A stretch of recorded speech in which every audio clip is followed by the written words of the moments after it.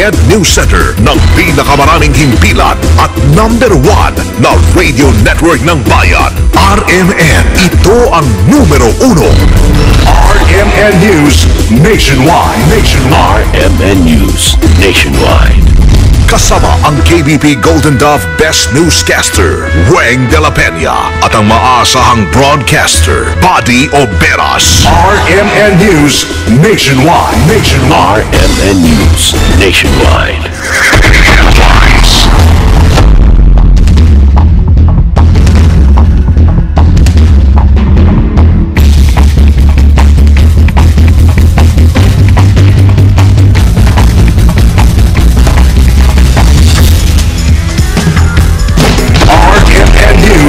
Nationwide. Sa RMN News Nationwide ngayong umaga,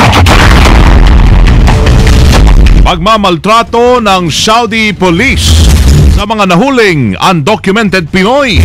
Inireklamo ng unang batch ng mga nakauwing OFW.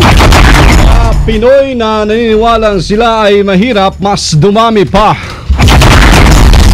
Pinakamahigpit na seguridad ipapatupad sa pagharap ni Janet Lim Napoles sa Senate investigation sa pork barrel scam. Ilang bata patay sa patuloy na paglagana pa rin ng sakit sa mga evacuation center sa Zamboanga City. Malitang negosyo, bentahan ng mga pirated software programs. Ikinabahala na ng software industry at mga IT experts. Sa ibayong dagat, pagharap ng Egyptian President Morsi sa Cairo, sinalubong ng kilos protesta. RMN News Nationwide. Ikaw ba ay tutungo ng Cagayan de Oro? For the best hotel accommodation, stay at the VIP Hotel because you are a VIP. Ang pinakamalaking mga balita, abot sa bawat Pilipino, saan man sa bansa. RMN News Nationwide. Buenos dias, Pilipinas! Umaga ng Martes na ngayon, Nobyembre 5, 2013. Ito po ang numero 1 RMN News Nationwide. Ako si Weng de la Peña. Mabuhay Pilipinas, ako si Buddy Oberas. Tayo po live sa DXMY 729 RMN Cotabato, DXDR 981 RMN DXRZ 900 RMN Zamboanga at sa DYHP 612 RMN Cebu. Live international pa rin via www.rmnnews.com/TV at WRMN New York in the United States at sa lahat ng ating mga numero 1 AM radio stations nationwide. RMN News Panahon. Saglit tayo sa panahon natin mga kasama. Lumakas pa yung tropical storm Haiyan na tatawaging Yolanda. Pagpasok ko ng Philippine Area of Responsibility sa Huwebes ng umaga. Taglay niya ang lakas ng hangin na aabot sa 85 kilometers kada oras malapit sa gitna habang mabilis itong kumikilos. Posible maging typhoon ito sa pagpasok ng PAR, partikular sa Eastern Visayas, tatawinin naman ang Bicol Region, buong Visayas at lalabas ng Palawan. Hindi naman po tatamaan at makakaasa ng pag-ulan ng Metro Manila sa pagpasok ni Yolanda. Matalay na sa West Philippine Sea yung low pressure area naman na dating si Bagyong Wilma. Huli pong namataan sa layong 190 kilometers to hilagang silangan ng Puerto Princesa, Palawan. At ang sabi ho ng Pag-asa, posibleng lumakas muli ang LPA habang papalabas ng PAR at maging isang tropical depression. Nakauwi na sa bansa ang 30 OFW mula Saudi Arabia na sinasabing inabuso sa gitna ng ipinatupad na crackdown ng Saudi government laban sa mga illegal migrants doon. Ang naturang 30 OFW sa kabilang sa 6,700 mga Pinoy workers na na-stranded sa iba't ibang bahagi ng Saudi Arabia. Ayon pa kay Ginang Amor Rojas, isa sa mga nakauwing OFW, parang hayop daw kung itrato sila ng mga Saudi police kung saan ikinulong sila sa maliit na kulungan sa loob ng 4 na araw bago sila inihatid sa airport. Sinabi rin ng isang kasamahan ni Rojas na si Yvonne Montefio na ikinadena ang kanilang mga paa habang nakakulong.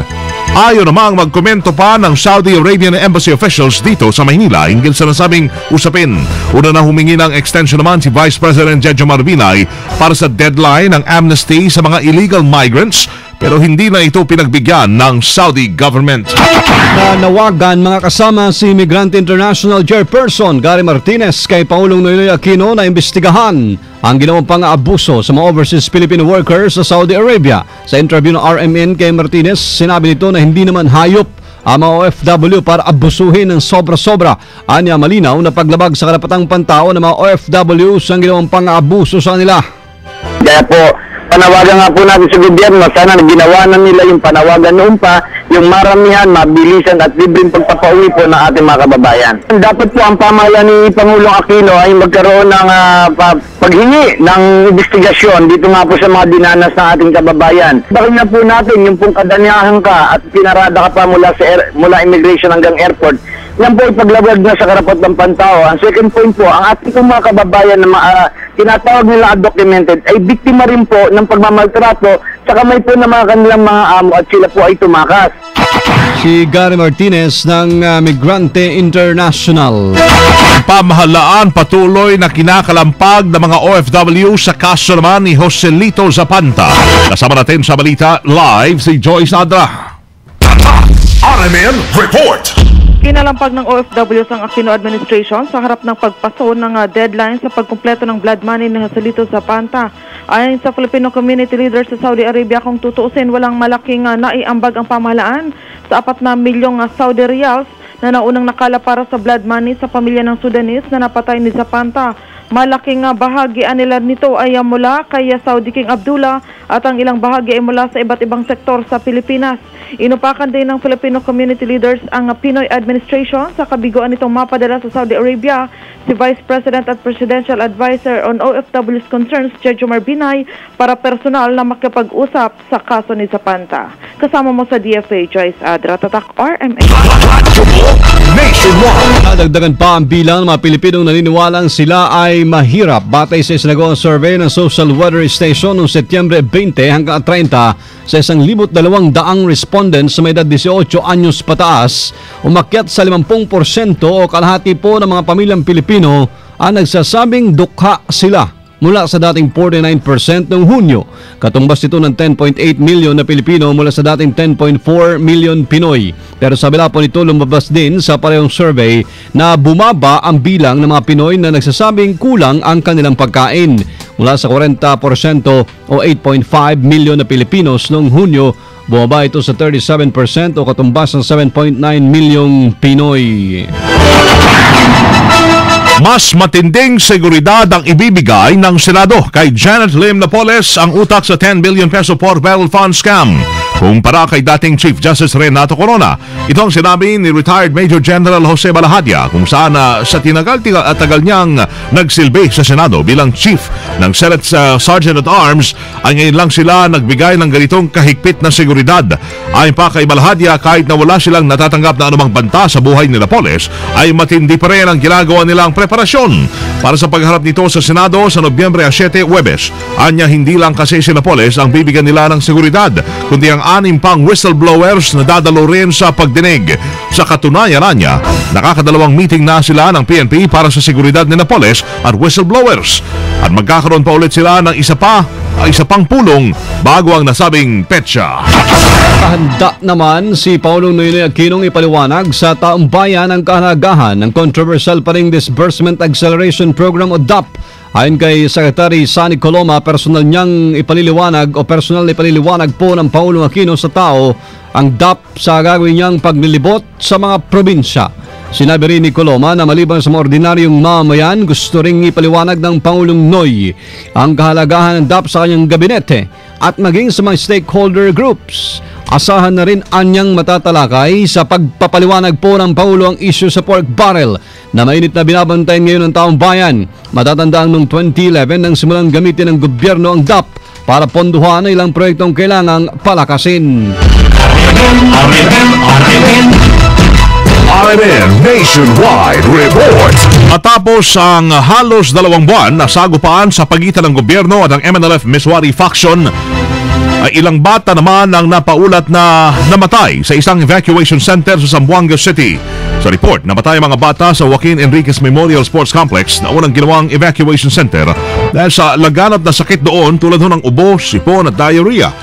Nabatid na hanggang ngayon, libo-libong pamilya pa rin ang pansamantalang naninirahan sa nasabing evacuation center dahil hanggang ngayon ay wala pa silang permanenteng malilipatan. Maliban sa mga bata, meron din may dalawang matatanda ang binawayan na rin ng buhay dahil raw sa hika at cardiopulmonary arrest. Sinabi naman ni City Health Officer Dr. Rodeline Agbulos, sa ngayon, nakapagtala na sila ng 10 casualties dahil sa kumalat na sakit sa nasabing evacuation center. Sa STER, Council ng Misamis Oriental naka-alerto pa rin dahil naman sa bagyong Yolanda. Kasama natin sa Balita Live, Alwin Celering ng RMN Cagayan de Oro. RMN Report! Naka-alerto ngayon ang City at Provincial Disaster Risk Reduction and Management Council ng Cagayan de Oro at Misamis Oriental sa inasahang bagyong Yolanda. Kahit nalusaw at naging low pressure area na ngayon ang bagyong Wilma na tumama sa Northern Mindanao kahapon na naging dahilan ng pagtaas na pag-asa sa public storm signal sa ilang bahagi ng Mindanao, kabilang ang Misamis Oriental at Cagayan de Oro. May inaantay naman kasing bagong bagyo na maaaring tumama anumang araw ngayong linggo. Dahil dito, kahapon pa lang ay nagpulong na ang Disaster Council upang makapaghanda sa anumang mangyayari at may handa rin ang gagamitin sa anumang gagawing rescue operation. Pinagting din ang lahat ng mga communication lines upang mabilis na may pasa ang mga informasyon. Dahil dito, inaasahan ng lokal na pamahalaan ang kooperasyon ng mga residente at sumunod sa anumang babala. Kasama mo sa DXCC Cagayan de Oro, Alwin Saliring, Tatak, RMN. Nationwide! CAFGU detachment naman sa Maguindanao tinamaan o tinaniman ng bomba. Itinamnan ho doon ng bomba. Kasama natin sa Balita Live si Daisy Mangod ng RMN Cotabato. RMN Report! Tinaniman ng bomba ang temporary shelter ng CAFGU sa barangay Iginagampong sa bayan ng Datunsay, Maguindanao kahapon ng umaga. Ayon kay 1st Mechanized Brigade Commander Colonel Edgar Gonzalez, ang bomba ay gawa sa bala ng 81mm mortar na may kasamang wirings at 9 volts battery. Ang bomba ay isang uri ng booby trap na nakabaon sa ilalim ng lupa sa naturang outpost. Sa pagresponde ng EOD team ay kanila itong pinasabog dahil dito ay pansamantalang isinara ang National Highway para sa kaligtasan na rin ng mga commuters. Ito na ang ikalawang beses na tinangkang pasabugan ang outpost ng mga otoridad sa bayan ng Datunsay. Una ay noong Oktubre 20 kung saan nilagyan din ng bomba ang police outpost sa barangay May Tumaig. Ayon naman kay 6th Infantry Division spokesman Army Colonel Dixon Hermoso, kakaiba ang naturang IED kumpara sa mga naunang na-recover na ang triggering device ay electronic o ginamitan ng cellphone. Samantalang ang panibagong na-recover na IED ay pressured type na kapag nasagi, nadaganan o naapakan ni numan ay sasabog. Ito anya ay maituturing na gross violation sa international humanitarian law. Samantala, patuloy pang inaalam ng mga otoridad kung sino o anong grupo ang nasa likod ng pagtatanim ng bomba sa naturang temporary shelter ng CAFGU. Kasama mo sa RMN Cotabato, Daisy Mangod, Tatak, RMN. Radyo mo nationwide! Isang barangay naman dyan sa Iloilo, sinalantapo ng Ipo-Ipo. Kasama natin sa Balita Live, Charm Gabileo ng RMN Iloilo. RMN Report! Sinalanta ng Ipo-Ipo ang isang barangay sa bayan ng Pavia sa lungsod ng Iloilo noong nakaraang gabi. Ilang bahay, poste, puno ng kahoy at billboard sa nabaklas matapos na daanan ng malakas na Ipo-Ipo. Ayon kay Mrs. Lerma Labordo ng Purok 2 Pavia, last 10:15 ng gabi nang sumalanta ang nasabing Ipo-Ipo kung saan totally damaged ang bahay nito. Maswerte namang galos lang ang inabot ni Lerma at ng 16 na taong gulang na anak nito matapos na tumalon sa kanilang bahay ng sinalanta ng Ipo-Ipo. Maliban sa Purebong, napabalitang dinaanan ng Ipo-Ipo. Kasama mo sa DYRI RMN Iloilo ang back-to-back number 1 sa Metro Iloilo, Charm Gabileo, Tatak, RMN. Radyo mo nationwide! Naramdaman kanina alas 6 ng umaga ang ipinatupad na price hike naman ng kumpanyang Pilipinas Shell. Nagdagdagan ang sabing kumpanya ng 35 sentimos sa kada litro ng kanilang diesel, 20 sentimos naman sa kada litro ng kanilang kerosene. Epektibo ang nasabing price adjustment sa lahat ng kanilang gasoline station sa buong bansa, maliban na lamang sa Bohol at Cebu. Nalubhang tinamaan na malakas na lindol ng Oktubre 15. Wala namang magiging paggalaw sa presyo ng kanilang gasolina. RMN News negosyo. Mga kasama, nababahala po ilang software industry at mga information technology experts sa pasekretong pagbebenta ng mga pirated CDs at DVDs maging mga software programs sa mga palengke at bangketa nagkalat sa Metro Manila na diskubre ng dalawang intellectual property rights piracy lobby group sa Estados Unidos na hindi pa rin tuluyang nawawala mga nagtitinda ng mga nabanggit na peking produkto. Sa pinakuling report ng US Office of the Trade Representative at Business Software Alliance, matutunton pa rin ang ilang tindahan at bangketa ng mga peking CDs at software programs sa Quiapo, Binondo, Maynila, Baclaran sa Parañaque at sa ilang malls at Divisoria kabilang ng One Luna Plaza at New Divisoria Mall. Matatandaang napabilang ang Pilipinas sa listahan ng may pinakamaraming bilang na mga notorious sa pagbebenta ng mga pirated products. Hindi naman din nakalusot ang Makati Cinema Square, Metro Walk sa Pasig at 168 Mall sa Divisoria sa Manila na may pinakamalaki ring bilang ng mga peking CDs at software programs na binibenta sa publiko. RMN News Abroad. Nagkilos protesta yung mga nasa 200 realista sa unang paghaharap ni dating Egyptian President Mohamed Morsi sa kabisera ng Cairo. Sakay si Morsi mula sa helicopter habang ang mga defendants ay ibinyahe gamit ang armored vehicles. Tulad ng inaasang tensyon, agad namang pinaigting ng seguridad upang maibsan o maiwasan ang posibleng karahasan.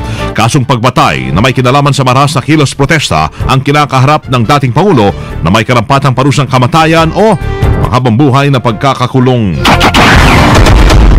Mga kasama live na live rin mula dito sa RMN News Center sa Makati City, Metro Manila, Philippines. Inyong pong narinig ang numero 1 RMN News nationwide. Ngayon ay Martes, Nobyembre 5, 2013. Sa mga taga Bacolod, susunod na dyan sinang kasama Agnes Apostol at Serge Santillan sa RMN News Diretso, Balitang Bacolod sa numero 1 DYSB 747. Patuloy at panoorin po ang naging pagbabalita namin ngayong alas 7 ng umaga. Sa YouTube pa rin, i-type lamang ang RMN News Nationwide. Thank you, Lord. At tayo po ay nagkasama-sama muli. Salamat po sa inyong naging panahon sa amin. Sama niyo sa serbisyo publiko, Weng de la Peña. Buddy Oberas. Dito pa rin sa tahanan na may pinakamaraming number 1, pinakamaraming himpilan. RMN. Radyo mo, nationwide. Live via satellite. Live via satellite. RMN News nationwide. Nationwide. Buong bansang pagsasarang boses ng balita. RMN News nationwide. Oras, tatak alas 7:17. Tatak RMN. Sa paglinis ng bahay, dapat